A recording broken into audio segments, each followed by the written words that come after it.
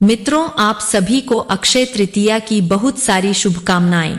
मित्रों, साल 2024 में इस बार अक्षय तृतीया 10 मई शुक्रवार को है।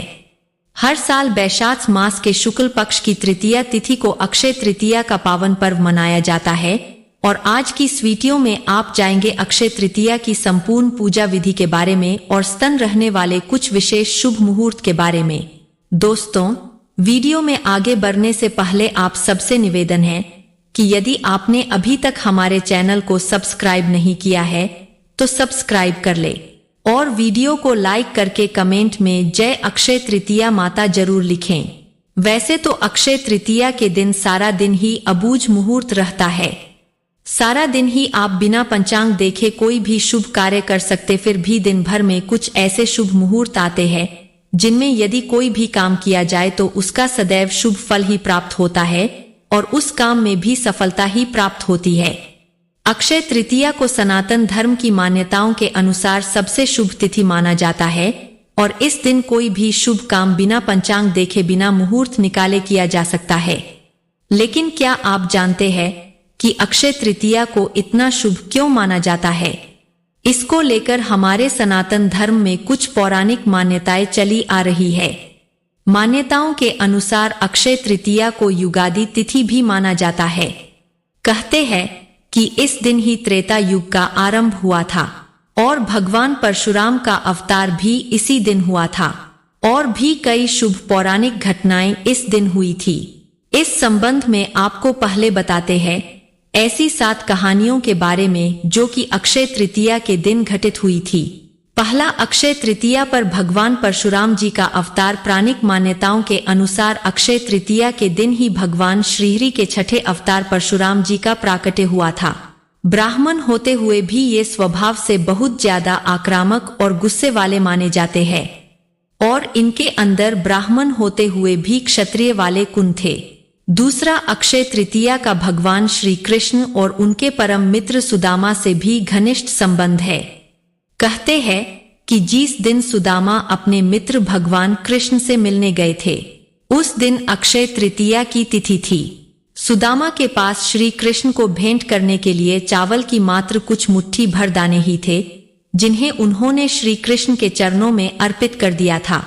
उनके इस भाव के कारण श्री कृष्ण ने उनकी झोपड़ी को महल में बदल दिया। इस तरह सुदामा जी को भी इस दिन अक्षय निधि की प्राप्ति हुई थी। तीसरा, अक्षय तृतीया की तिथि पर ही युधिष्ठिर महाराज को अक्षय पात्र की प्राप्ति हुई थी। कथाओं के अनुसार अक्षय तृतीया पर ही युधिष्ठिर महाराज को श्री कृष्ण भगवान ने अक्षय पात्र दिया था। इस पात्र की यह विशेषता थी कि इसका भोजन कभी समाप्त नहीं होता था। इसी पात्र की सहायता से युधिष्ठिर अपने राज्य के सभी भूखे और गरीब लोगों को भोजन उपलब्ध कराते थे। भविष्य पुराण में अक्षय पात्र का संबंध मनुष्य के दान धर्म से भी बताया गया है। अक्षय तृतीया पर महाभारत लिखने की शुरुआत भी हुई थी। अक्षय तृतीया के दिन से ही महर्षि वेद व्यास जी ने महाभारत की कथा को सुनाना आरंभ किया था और गणेश जी ने इस कथा को लिखना आरंभ किया था। इसी वजह से कहा जाता है कि महाभारत का युद्ध भी अक्षय है, जिसके कुछ कुछ उदाहरण आज भी कहीं कहीं देखने को मिल जाते हैं। अगले विशेष बात, अक्षय तृतीया पर त्रेता युग का आरंभ माना जाता है और इसीलिए स्थिति को युगाद तिथि भी कहते हैं और इस दिन को शुभ कार्यों के लिए सबसे शुभ मुहूर्त के तौर पर देखा जाता है। मान्यता है कि आज के दिन हम जो भी काम करते हैं उसमें हमें अक्षय फल की प्राप्ति होती है। जीवन भर उस शुभ काम का पुण्य कभी भी समाप्त नहीं होता।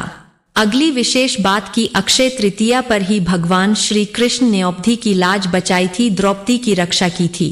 महाभारत में द्रौपदी के चीरहरण की मार्मिक घटना सबसे चर्चित मानी जाती है। पौराणिक मान्यताओं के अनुसार उस दिन भी अक्षय तृतीया ही थी जब पांडवों ने कौरवों के साथ जुए के खेल में द्रौपदी को ही दांव पर लगा दिया था। दुशासन ने द्रौपदी का चीरहरण किया था। अक्षय तृतीया के दिन ही द्रौपदी का इलाज बचाने के लिए श्री कृष्ण ने द्रौपदी को अक्षय चीर प्रदान किया था। और 7वें विशेष बात की अक्षय तृतीया पर ही गंगा जी की धरती पर अवतरण हुआ था। तेज बहाव के साथ स्वर्ग लोक से निकली गंगा जी को शिव जी ने अपनी जटाव में धारण कर लिया था और फिर राजा भगीरथ के प्रयास से देवी गंगा धरती पर अवतरित हुई थी। और इन सब में भी सबसे विशेष बात कि आज के दिन ही पूरे साल भर में केवल एक बार वृंदावन में श्री बाके बिहारी जी के चरणों के दर्शन होते हैं, नहीं तो पूरे साल भर चरण वस्त्रों से अके रहते हैं। यही कारण है कि अक्षय तृतीया का हमारे सनातन धर्म में इतना विशेष महत्व है। इसीलिए ये तिथि हमारे धर्म में सबसे शुभ तिथि मानी गई है। अब जानिए पूजा विधि के बारे में। 10 मई शुक्रवार को सूर्योदय होगा। सुबह 5:51 पर सूर्यास्त होगा।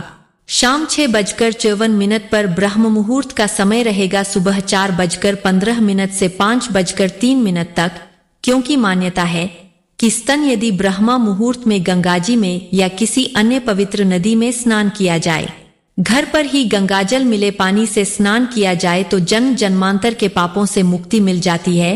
और स्नान करने के लिए या मंत्र जाप के लिए ब्रह्मा मुहूर्त का समय सबसे उत्तम माना जाता है। अमृत काल का समय सुबह 7:44 से 9:15 तक रहेगा। अभिजीत मुहूर्त सुबह 11 से दोपहर तक रहेगा और इस दिन कृतिका नक्षत्र सुबह 11:55 तक रहने वाला है और उसके बाद में सारा दिन रोहिणी नक्षत्र का शुभ योग रहेगा। ये है कुछ शुभ मुहूर्त जो कि अक्षय तृतीया को और भी खास बना देते हैं। आप अमृतकाल में या अभिजीत मुहूर्त में या कृतिका नक्षत्र के शुभ योग में अपनी सामर्थ्य अनुसार कोई भी शुभ वस्तु की खरीदारी कर सकते हैं या फिर आप वस्तुओं का दान कर सकते हैं और आप पूजा पाठ भी इन शुभ मुहूर्त में कर सकते हैं। अक्षय तृतीया के दिन पूजा करने के साथ ही व्रत रखने की भी परंपरा है। जो लोग स्तन व्रत रखते हैं उन्हें सूर्योदय से पहले उठकर स्नान करके पीले वस्त्र धारण करना चाहिए। आज के दिन पीले रंग का प्रयोग करना, पीले रंग की पूजन सामग्री का ज्यादा से ज्यादा प्रयोग करना शुभ माना जाता है। इसके बाद अपने घर के मंदिर में भगवान विष्णु की प्रतिमा को गंगाजल से स्नान कराने के बाद पंचामृत से स्नान कराए और भगवान विष्णु की प्रतिमा पर अक्षिप्रा और पीले पुष्पों की माला अर्पित करें। धूप दीप जलाकर पीले आसन पर बैठकर श्री विष्णु सहस्त्र नाम स्तोत्र का और श्री विष्णु चालीसा का पाठ करें। भगवान विष्णु की कथाएं पढ़े या सुने। भगवान श्री कृष्ण की पूजा भी आज के दिन करें और सबसे अंत में भगवान विष्णु और भगवान श्री कृष्ण की आरती करें।